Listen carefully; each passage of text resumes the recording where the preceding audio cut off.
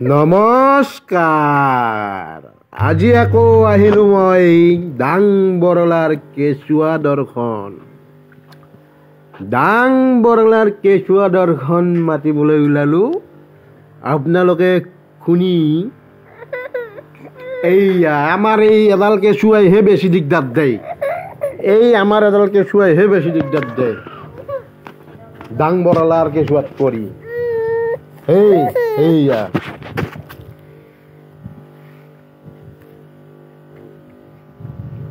আহকচোন ডাং বৰলাৰ পিছৰ খণ্ডকেইটিলৈ আগবাঢ়ি যাওঁ। আবেলিৰ অলপ আগতে মোমাইদেউৰ ঘৰ পালোগৈ। মোমাইদেৱে বাহিৰতে বহি মানুহ দুজনমানক কিবা কামৰ দিহা দিছে। মোক দেখি ক'লে, অ' বুপাতী আহিছে। আইটিৰ মানে মোৰ আইৰ গা ভালনে?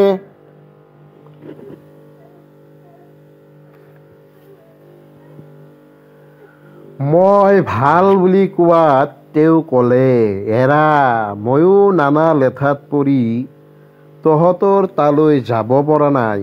তাতে আকৌ হেমিৰ অসুচ লাগিল। বহ, হাত ভৰি ধুই চাহ জলপান খা। আজিতো থাকিবিয়েই নহয়। এই বুলি তেওঁ ভিতৰলৈ মাত লগালে, অ' চুমি চুমি, চাওঁ ককায়েৰো আহিছে, ওলাই আহ।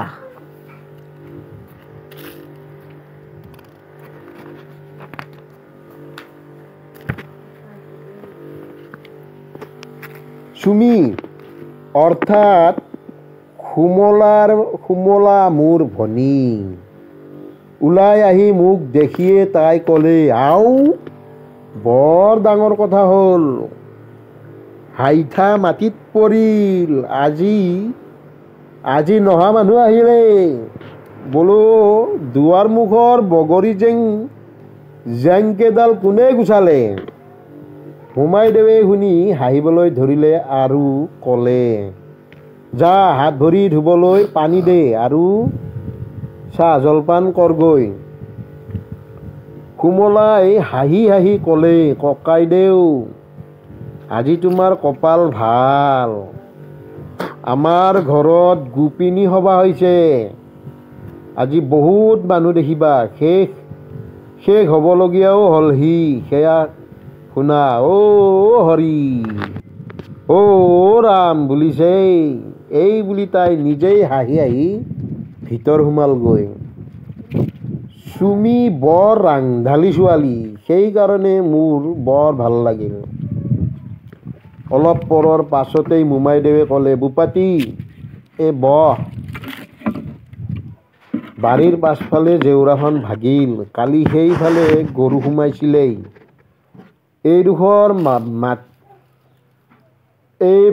এইডোখৰ বাটিব লাগে আৰু সেইফালৰ চকুৱাখনো হাউলি পৰিছে।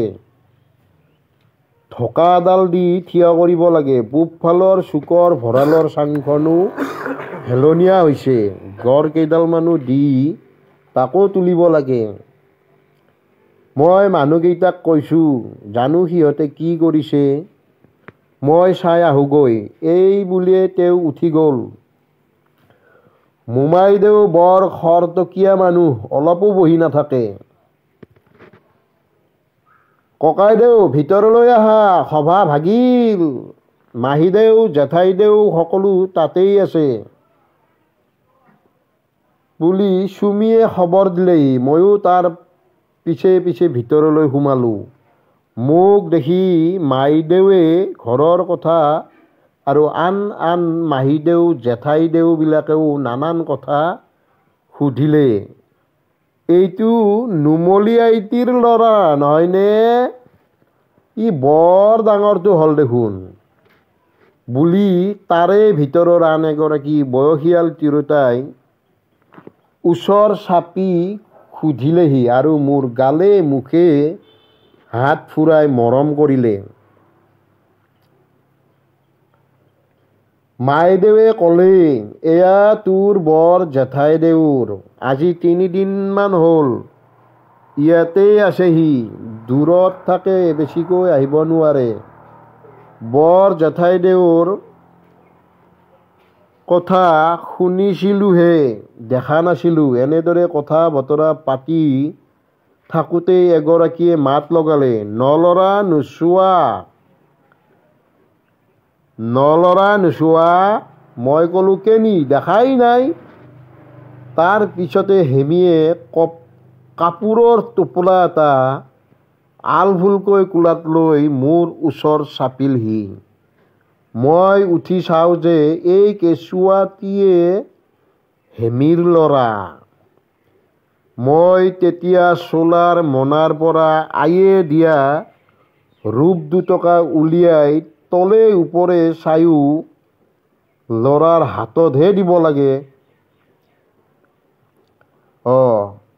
তলে ওপৰে চায়ো ল'ৰাৰ হাত দুখনৰ এখনো নেদেখি কাপোৰৰ ওপৰতে থৈ দিলোঁ। এগৰাকীয়ে মাত লগালে, ল'ৰাৰ হাততহে দিব লাগে। মই ক'লোঁ, হাতনো কেনি আছে? আন এগৰাকীয়ে ক'লে, থ, হ'লেই হ'ল, ল'ৰা মানুহ, সিনো কি জানে। মোৰ উত্তৰ শুনি আইসকলে হাঁহি দিলে। মাহীদেৱে আকৌ ক'লে, কচোন বাৰু, ই মাকৰ দৰে নে বাৰু বাপেকৰ দৰে, না ককাক বুঢ়ী মাকৰ দৰে হৈছে? সৰ্বনাশ! মই তেতিয়াহে বিপাঙত পৰিলোঁ। ইমান পৰ সকলো ভালেই গৈছিল। লেঠা আহিল এতিয়াহে।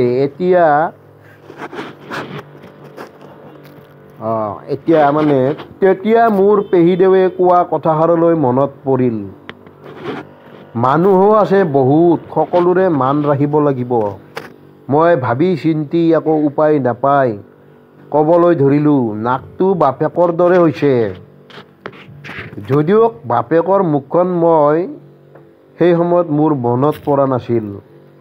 তলৰ থুঁতৰিটো মাকৰ দৰে হৈছে। কপালখন মোমাইদেউৰ দৰে, কাণ দুখন মাহীদেউৰ দৰে, চকুযোৰ মাহীদেউৰ দৰে, গাল দুখন জেঠাইদেউৰ, আৰু শেষ কৰিবলৈ নাপালোঁ। জেঠাইদেৱে ভেকাহি মাৰি ক'লে, ক'ৰ বলিয়াটো ওলালহি? এইবোৰ কি বলকিছ? মনে মনে থাক। সকলোৰে মান ৰাখিবলৈ যাওঁতে কথা কিবাটোহে হ'ল। এই ভাবি মই তল মূৰ কৰিলোঁ। মোৰ তেনে অৱস্থা দেখি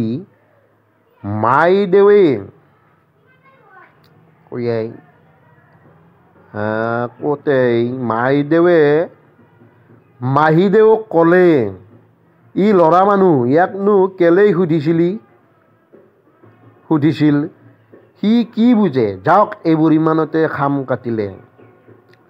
বহুত পৰ মনে মনে থকাৰ পিছত কিবা এটা কোৱা উচিত বুলি ভাবি কথা ক'বলৈ গৈ আকৌ লেঠাহে লগালোঁ, অৰ্থাৎ সুধিলোঁ, এওঁলোকেনো ভাত কিহেৰে খায়? দিলে আকৌ আটাইবিলাকে গিৰ্জনি মাৰি হাঁহি। মাইদেৱে ক'লে, তই বোপাই একোকে নাজানা, মনে মনে থাক।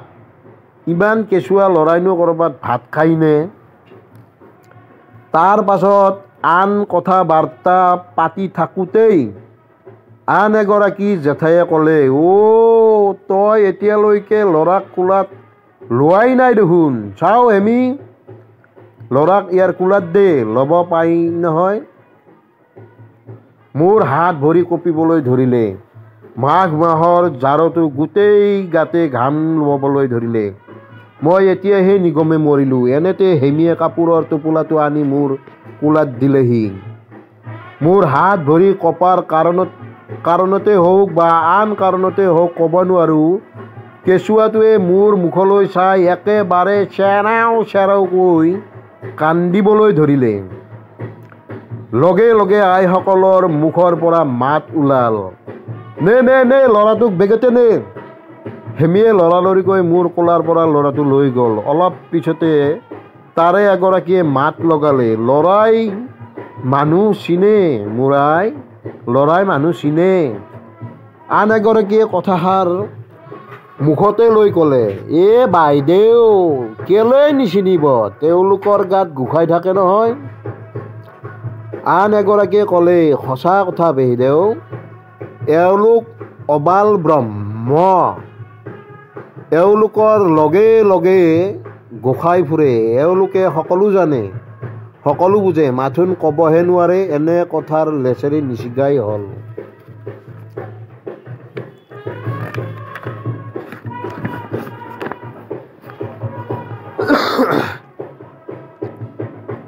শেষত এনে হ'লগৈ যে মই এটা বৰ বেয়া মানুহ। ভাগ্যে মোক কোনো অপকাৰ হ'বলৈ নৌপাওঁতেই মোৰ হাতৰ পৰা কেঁচুৱাটো লৈ গ'ল। আনকি হেমিৰো মুখখন ক'লা পৰিবলৈ ধৰিলে। এনেতে কিবা কাৰণত মাইদেৱে উঠি ভিতৰলৈ গ'ল। এই চেগতে ময়ো সাউৎ কৰে বাহিৰলৈ আহি হাতত ছাতিটো লৈ একেবাৰে পদূলিৰ মুখ পালোহি। পিছত শুনিলোঁ ভিতৰৰ পৰা হেমিয়ে মাতিছে, ককাইদেউ কেনি গ'লা, চাহ খোৱাহি। মই মনে মনে ভাবি উঠি ঘৰমুৱা হৈ বেগাই খোজ দিবলৈ ধৰিলোঁ। বাটত আহোঁতে বহুত কিবা কিবি ভাবিছিলোঁ। এবাৰ ভাবিছিলোঁ যে চৰকাৰেনো এনেকুৱা কেইবাগৰাকী মাহী পেহীক নি কোলাত একো একোটি কেঁচুৱা দি হাকিমৰ এজলাছত বহুৱাই নিদিয়ে কিয়? এওঁলোকে সেই কেঁচুৱাবোৰ আছামীৰ কোলাত দি সিহঁতৰ মুখ চাই দোষী নে নিৰ্দোষী একেবাৰে কৈ দিব পাৰে দেখোন। বহুত খৰচো ৰাহি হ'ব, লগে লগে সময়ো কমিব। যাওক সেইবোৰ কথা। ঘৰ পালোহি। আয়ে দেখি আচৰিত হৈ সুধিলে, মোমায়াৰৰ ঘৰত সকলোৰে ভালনে? মই ক'লোঁ ভাল। নেথাকিলি দেখোন। মই ক'লোঁ এৰা, এই বুলি ছাতিটো দলি মাৰি চুকত থৈ দিলোঁ। আয়ে কি ভাবিলে মই ক'ব নোৱাৰোঁ। মাথোন পিছদিনাখন মোক সোনকালে খুৱাই বুৱাই চাকৰৰ হাতত ঘৰখন গতাই দি সিপাৰৰ পৰা গাঁওবুঢ়াৰ গৰুৰ গাড়ীখন অনাই একেবাৰে মোমাইদেউৰ ঘৰ পালেগৈ। এতিয়া ময়ো